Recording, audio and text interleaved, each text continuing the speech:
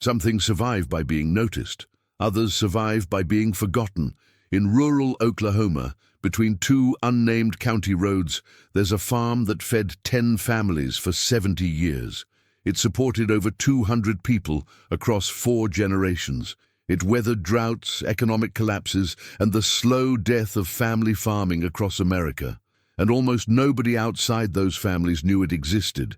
This is the story of the farm that stayed hidden, and the people who made invisibility their greatest strength.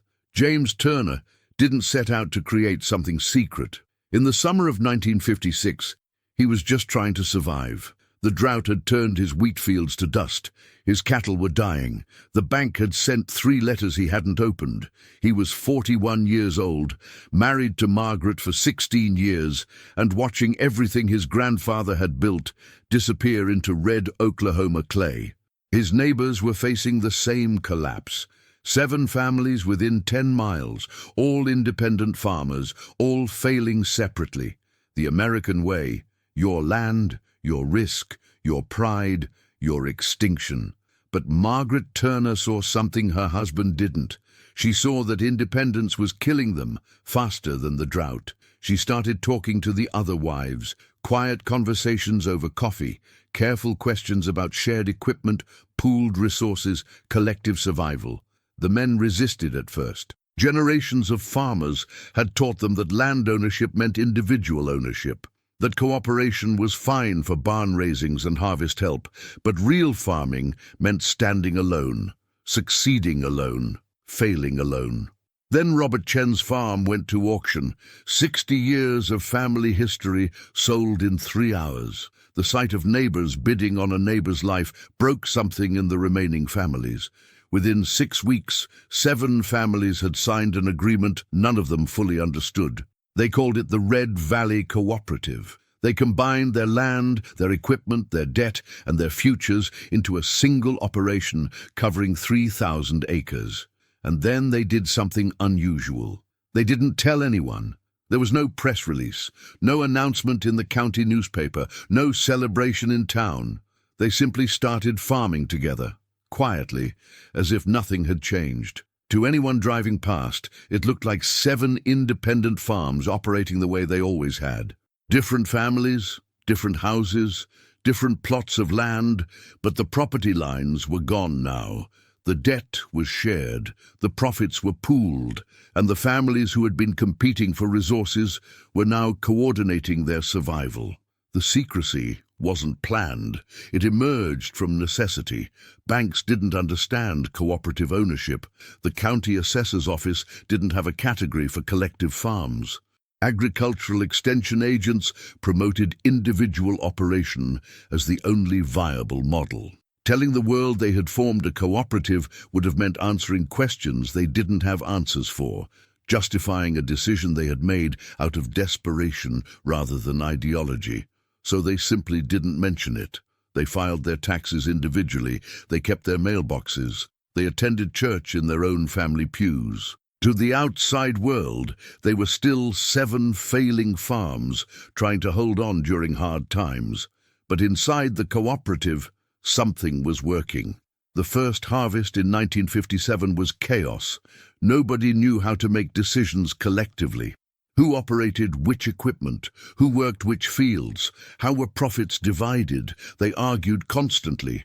Some families threatened to leave before the season ended, but they made it through. Barely. The yields were modest, but they survived. By 1958, the arguments had structure. They held weekly meetings. They established protocols. They learned to disagree without destroying the cooperation that was keeping them alive. And slowly, invisibly, they started to succeed.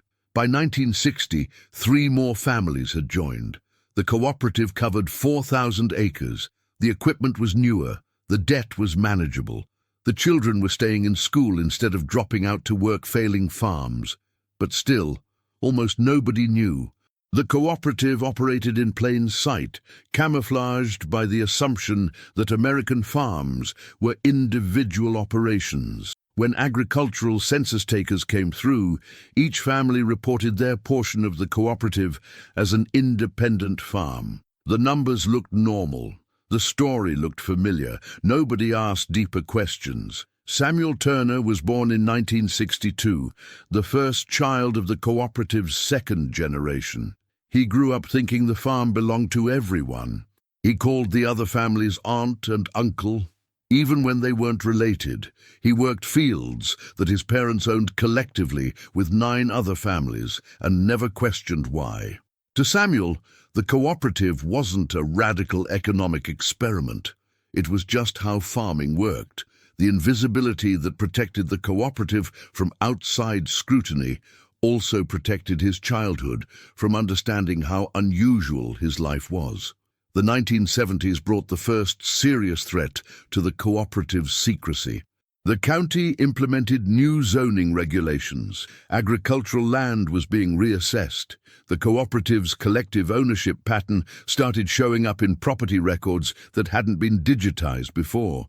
A county clerk noticed something odd: 10 families filing separate farm property taxes on land that appeared to be operated as a single unit. She asked questions. The families gave vague answers about equipment sharing and mutual aid. The clerk wrote a note in the file and moved on. The cooperative remained hidden, protected by bureaucratic disinterest. But the 1980s were different. The farm crisis that devastated rural America hit Oklahoma hard. Banks failed, farms foreclosed, entire communities disappeared. Agricultural economists descended on the region, studying the collapse, looking for patterns, trying to understand why some farms survived while others didn't. The Red Valley Cooperative should have been studied. 10 families operating collectively on 4,000 acres, while individual farms around them failed, should have attracted attention. But it didn't, because nobody knew to look for it. The cooperative's invisibility, maintained through a decade of quiet operation, protected it from scrutiny at the exact moment when being noticed might have destroyed it. Federal agricultural policy in the 1980s favored large-scale individual operations. Cooperatives faced regulatory challenges, tax complications, financing obstacles. The families of Red Valley avoided all of this by simply continuing to operate as they had always operated, visible enough to pass inspection, invisible enough to avoid examination. James Turner died in 1984, 69 years old, having spent the last 28 years building something he never fully explained to the outside world. At his funeral, all 10 cooperative families attended. To the wider community, it looked like neighbors paying respects. Only the families themselves understood they were mourning one of the architects of their shared survival. Margaret lived another 15 years. She kept detailed records of the cooperative's operations, but she never published them. She never gave interviews. She never sought recognition. In her journal, she wrote that the cooperative's greatest achievement wasn't its economic success, but its ability to sustain 10 families without becoming a symbol or a lesson or a case study. Just a working farm, just families surviving together. The 1990s brought new challenges. Corporate agriculture was consolidating. Small farms continued to disappear. The cooperative was now operating on over 5,000 acres, supporting 10 families plus the second generation that was starting to take over management. They had modernized equipment, diversified crops, and established a stable operation that had lasted nearly 40 years. And still, almost nobody knew it existed. Samuel Turner took over his family's role in the cooperative in 1995. He was 33 years old, married with 2 children. He had grown up on collective land, attended agricultural college on cooperative-funded scholarships, and returned to manage what his grandparents had helped create. But he never mentioned the cooperative structure in his classes, never wrote about it in papers, never explained to his professors that everything they taught about farm management assumed individual ownership in ways that didn't apply to his life. The invisibility had become habitual, generational. The second generation maintained the secrecy not because they were hiding something shameful, but because that's what their parents had done, and it had worked. The transition to organic farming in 1998 could have exposed the cooperative.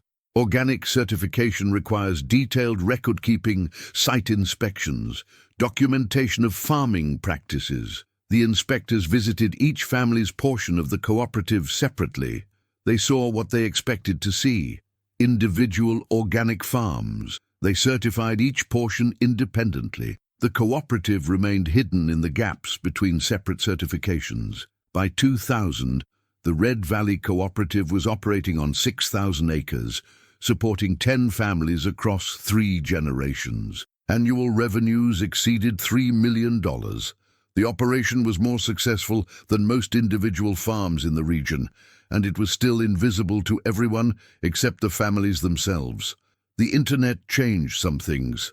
Property records were digitized. Satellite imagery showed land use patterns. Agricultural databases started connecting information that had previously existed in separate files. Someone paying careful attention could have pieced together that something unusual was happening on these 6,000 acres in rural Oklahoma. But nobody paid careful attention. The cooperative's invisibility held, not through active deception, but through the simple fact that nobody was looking for collective farming success stories in 21st century America. The narrative was supposed to be about corporate agriculture or heritage homesteading or agribusiness consolidation, not about 10 families quietly farming together for 45 years. The economic crisis of 2008 tested the cooperative differently than previous crises. Credit markets froze, equipment financing disappeared, commodity prices collapsed, but the cooperative had accumulated enough collective capital over 5 decades to weather the crisis without outside loans. The invisibility that had once protected them from regulatory scrutiny now protected them from economic vulnerability. They owed nothing to banks that were failing. They depended on nothing that was collapsing. By 2010, the 3rd generation was actively involved in cooperative management. Samuel's children, Margaret's great-grandchildren, young people who had grown up assuming that farming meant cooperative farming, that land belonged to families plural, that success was measured in sustained generations rather than individual profit. They maintained the invisibility not out of secrecy, but out of privacy. The cooperative worked. Why explain it to people who wouldn't understand? Why seek recognition from systems that had been predicting the death of small farming for decades? Why become visible when invisibility had been their greatest protection? The cooperative celebrated its 60th anniversary in 2016. No public ceremony, no newspaper feature. Just a private gathering of 10 families, 4 generations, sharing a meal on land that had sustained them through droughts, economic collapses, and cultural changes that had destroyed almost every other small farm around them. Margaret Turner's journals, stored in a family attic, documented the entire history, the arguments and agreements, the failures and adaptations, the quiet, determined survival of people who had decided to cooperate instead of compete. But the journals remained private. The history remained hidden. By 2020, during the COVID-19 pandemic, the cooperative's invisibility took on new meaning. Supply chains collapsed. Grocery stores faced shortages. Industrial agriculture struggled with labor disruptions and processing bottlenecks. But the Red Valley Cooperative, operating locally with direct-to-consumer organic sales, barely noticed. The invisibility that had protected them from economic scrutiny protected them from supply chain dependence. The 4th generation is now involved. Great-great-grandchildren of the original 7 families, farming land that has been collectively owned for 65 years. They use precision agriculture technology. They manage social media accounts for their organic produce sales. They navigate systems their great-grandparents never imagined. But they don't explain the cooperative structure on those social media accounts. They don't mention collective ownership in their marketing materials. To customers, they're just another local organic farm. The invisibility continues, adapted to new technologies but fundamentally unchanged. Today, in 2025, the Red Valley Cooperative operates on 7,500 acres. It supports 10 families, over 60 people across 4 generations. Annual revenues exceed $12 million. The land is certified organic, sustainably managed, and more productive than it was in 1956, when 7 failing families decided to survive together. And it's still largely invisible. Property records show complex ownership patterns, but nothing that clearly identifies a cooperative. Agricultural databases list individual farm operations. County records show separate families, separate homes, separate identities. The families like it this way. Invisibility isn't hiding, it's privacy. It's the freedom to operate without explaining, without justifying, without becoming a symbol for anyone else's political or economic beliefs. They're not a case study. They're not a model. They're just 10 families farming together because it works. Some things survive by being noticed. Others survive by being forgotten. The Red Valley Cooperative survived by being invisible, not hidden, not secret. Just unnoticed, operating in plain sight for 70 years while the world looked everywhere else. The farm that kept 10 families alive for decades did so by never asking for permission, never seeking recognition, never explaining itself to people who wouldn't understand anyway. It simply worked, quietly, invisibly, successfully. And maybe that's the most radical thing about it. Not that it succeeded, but that it succeeded without anyone watching, without anyone caring, without anyone noticing until it was too late to stop and too established to question. The land is still there, between 2 unnamed county roads in Oklahoma. 7,500 acres of red clay, holding 70 years of quiet cooperation. If you drive past, you won't see anything unusual. Just fields and equipment, farmhouses and barns, the ordinary landscape of rural America. But if you knew what you were looking at, if you understood the history hidden in plain sight, you might see something extraordinary. 10 families who decided in 1956 that survival was more important than independence, who built something that lasted longer than almost any individual farm around them, who proved that cooperation could work in the heart of a culture built on individual ownership. They're still there, still farming, still invisible, still alive.